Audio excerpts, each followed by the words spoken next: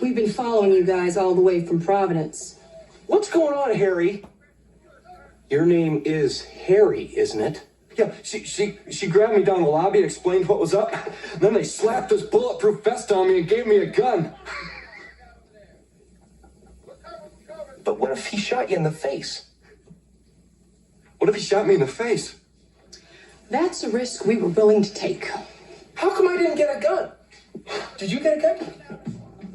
We can't play this game anymore, but can we still be friends? You may ask the question, why would we play a clip of Dumb and Dumber introducing music great Todd Rundgren? It's because we always take any excuse we can to play clips of Dumb and Dumber. But it is the music of Todd Rundgren that's in the background that caught our attention. His iconic 1978 hit, Can We Still Be Friends, written, produced, and performed by the legendary Todd Rundgren. The song's been featured in several films and on television. It's been covered by top artists from Rod Stewart to Mandy Moore. Rundgren is, of course, a pioneer in the music industry. He produced one of the first videos to air on MTV and was an early adopter of that format. The Rock and Roll Hall of Famer is now out with a new album titled Space Force, featuring collaborations with artists across genres and generations, including The Roots.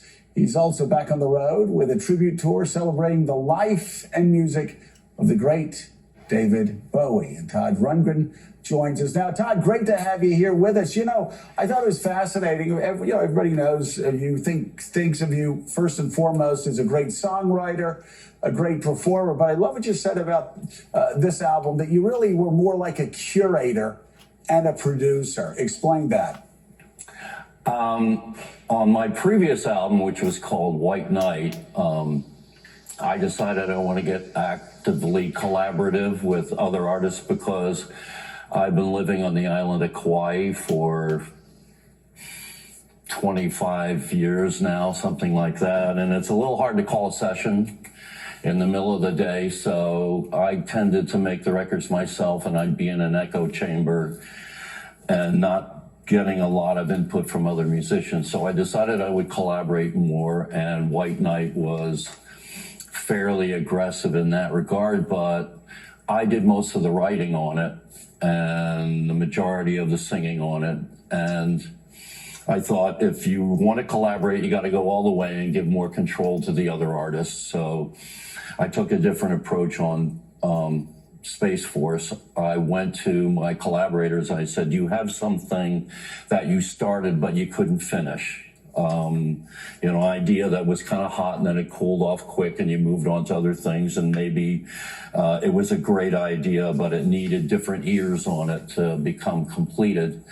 And that's principally what this record is. It's unfinished projects by other artists that I have sort of brought to completion and foisted on the audience at large. Yeah, that is so cool. It reminds me of the legendary story of Jackson Browne and Take It Easy. He got the first verse, couldn't finish it up, and then Glenn Frey came along. But here, the people you're working with, The Roots, Weezer's Rivers Cuomo, Cheap Trick's Rick Nielsen, the Lemon Twigs, a lot of others. How did you pick who you worked with here, who you collaborated with? Well, it was the initial process was like the first album. I asked somebody if they want to collaborate, and often it would be someone that I had never worked before with, but I would like to work with. For instance, Neil Finn from Crowded House, and most lately from Fleetwood Mac. I was always a big Crowded House fan, and I thought, I just read a news blurb. I saw, Neil Finn has joined Fleetwood Mac. And I thought, wow, I always liked Neil's stuff and his voice. Why don't I ask him if he's got something? And it turned out that he did. And that's the way it was with most of the artists. I either knew them before or I was fascinated with their work and just made an inquiry out of the blue, and there are actually more inquiries than final products in that sense.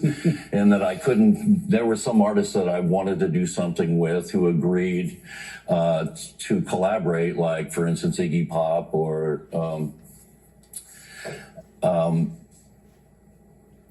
Marilyn from Garbage. Shirley Manson. Why did I say? I was thinking the other Manson. Sorry. That's okay. And we just couldn't find, the thing that we were going to work on. So it's once you start the process, it's hard to figure out where the end of it is, because you can always think of someone that you'd like to work with, and if they're amenable, then I'm there for it. So, Todd, Joe just mentioned Jackson Browne, Glenn Frey, and we played the clip, from Dumb and Dumber. Mm-hmm. Your great stuff. But there's a period, arguably, I would say, from 1965 to 1985 was the greatest 2 decades in terms of American popular music. Would you agree with that? Well, we certainly went through a lot of changes, not only in terms of musical genre, but the way the business was structured. Most people in the 60s and 70s and 80s found out about music by hearing it on the radio. Yeah.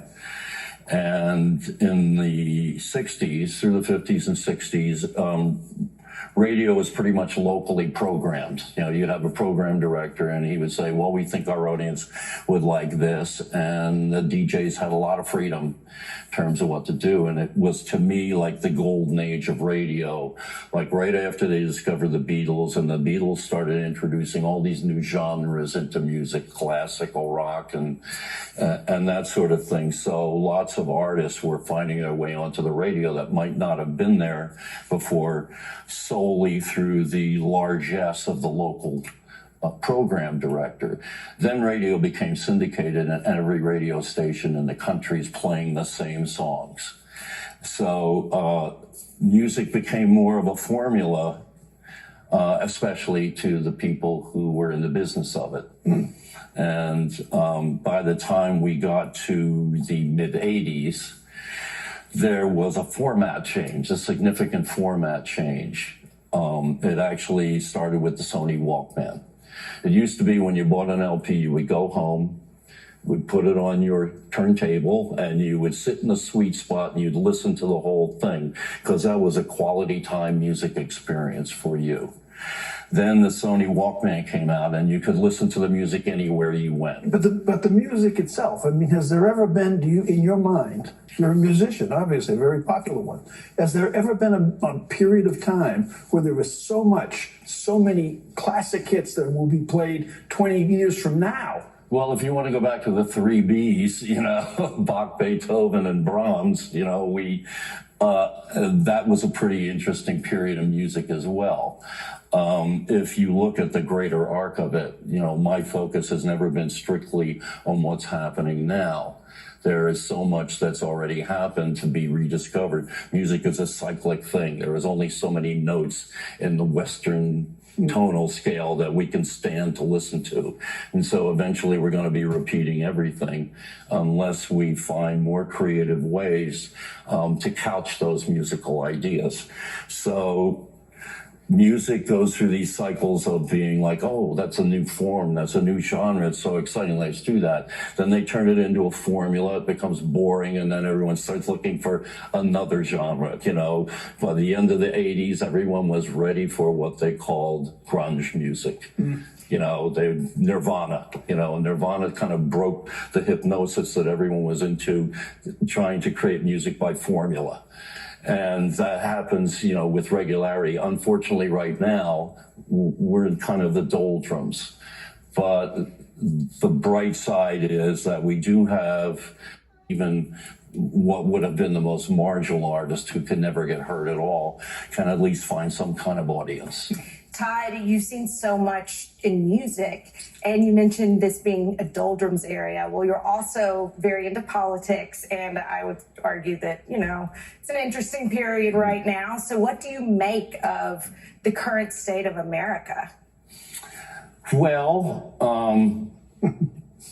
I put an album out about, I think it was in 2005, and the title of the album was Liars. And I have this tendency sometimes to be a little bit prophetic in the music that I make. And at the time, it wasn't necessarily about politics. It was just about the human tendency to be dishonest in great and small ways. In other words, if someone says, how do you like my new hairdo? And you don't like it, but you say, it looks great on you. You know, it's that kind of thing. You're trying to find ways not to lie, and sometimes there's no way you can't. So I made a record about all the ways that people are dishonest with each other.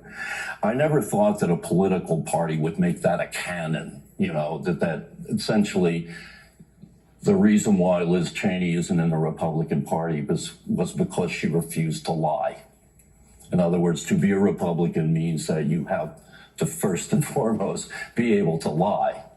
And lie until you get cornered, and then you never apologize for lying. You never admit that you lied. You just shut up at that point or go on to another lie. And that especially irks me, having done a record about all of the ways that people will consciously and unconsciously be dishonest with each other. All right, Todd Rundgren, thank you so much.